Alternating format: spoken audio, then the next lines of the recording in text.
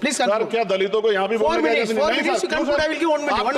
नहीं सर, अगर सबको 4 मिनट दे तो मुझे दे दो। Finish in 1 minute. ये भेदभाव नहीं चलेगा दलितों के साथ। Time is 4 minute. Uttar Pradesh के नगीना से आजाद समाज पार्टी के सांसद चंद्रशेखर आजाद ने शनिवार को लोकसभा में संविधान पर हो रही चर्चा में हिस्सा लिया। इस दौरान उन्होंने सरकार पर जमकर निशाना साधा और कहा कि सरकार आलोचना करने वालों को जेल में डालती है। उन्होंने बोलने की अवधि को लेकर सभापति से भी बहस की और कहा कि क्या यहाँ भी दलितों को बोलने नहीं दिया जाएगा। उन्होंने कहा कि मैं अपनी पार्टी से चुनाव जीतकर सदन में आया हूँ और किसी की दया पर नहीं आया। देखिए उनका यह पूरा वीडियो जो सोशल मीडिया पर खूब वायरल हो रहा है। चंद्रशेखर, श्री चंद्रशेखर आजाद। धन्यवाद सभापति जी। आगे सर, आगे। आज हम संविधान की गौरवशाली यात्रा पे बात करने के लिए चर्चा कर रहे हैं। कल से ये चर्चा चल रही है सर। मैंने बहुत सारे दोनों पक्ष के और जितने भी हमारे मेंबर हैं सुना सर, उनको बड़े बड़े नेता हैं सर। इसके भाग 1 में लिखा हुआ है India that is Bharat, Hindustan नहीं लिखा हुआ है सर। लेकिन सारे नेता संविधान पर चर्चा कर रहे हैं लेकिन हिंदुस्तान ही कहेंगे, भारत कहने की हिम्मत नहीं जुटा पा रहे। ये बड़ा सवाल है सर कि क्या संविधान के हिसाब से बात रखी जा रही है। मैं धन्यवाद दूंगा फूले साहू बाबा साहब अम्बेडकर को और मेरे नेता मान्यवर साहब श्री काशीराम को। 25 नवंबर 1949 को संविधान को सौंपते हुए डॉक्टर बाबा साहब अम्बेडकर ने कहा था कि 26 जनवरी 1950 को हम विरोधाभास भरे जीवन में प्रवेश करने जा रहे हैं। राजनीतिक जीवन में तो हमारे पास समानता होगी लेकिन सामाजिक और आर्थिक जीवन में असमानता होगी। क्या ये चुनौती आज 75 साल बाद दूर हुई है?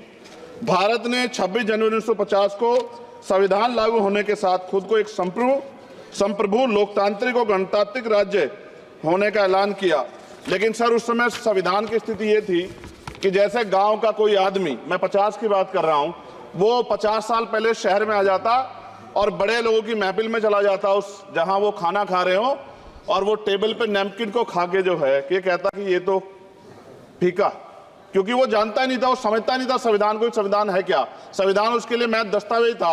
ये जिम्मेदारी थी राजनीतिक दलों पे कि वो संविधान को व्यवहार में लेके आते। और इसके इतने सारे आर्टिकल हैं, अगर इनको व्यवहार में लाया जाता तो मुझे लगता कि आज देश बहुत बदल गया होता।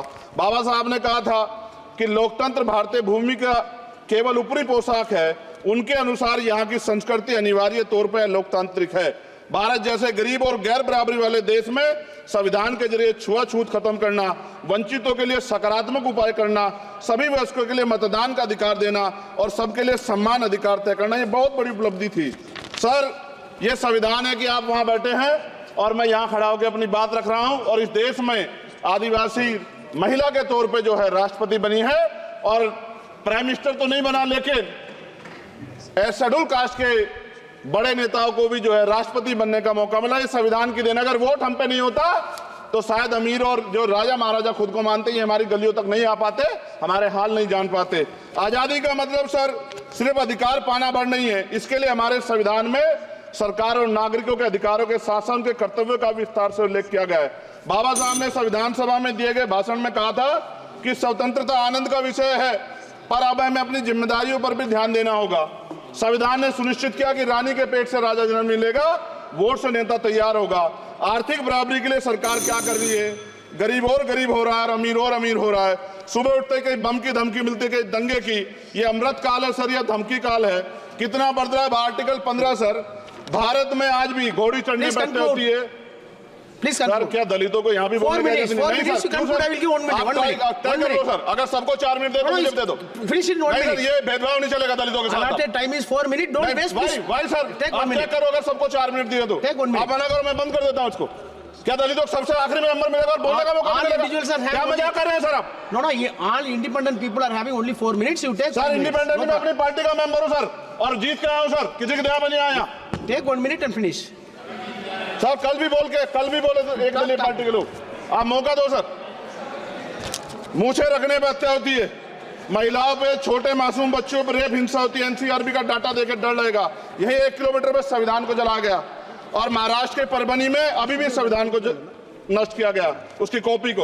आर्टिकल 25-26 में संविधान में सभी को धार्मिक आजादी। कहाँ है दलितों की, मुसलमानों की, जैनों की, बौद्धों की, ईसाइयों की? छत्तीसगढ़ में सतनामी समाज को संविधान की अपनी धार्मिक आजादी के आधार पर जो है उनको अपमानित करके जेल में बंद कर दिया। संभल, अजमेर, अयोध्या सब इसका उदाहरण है।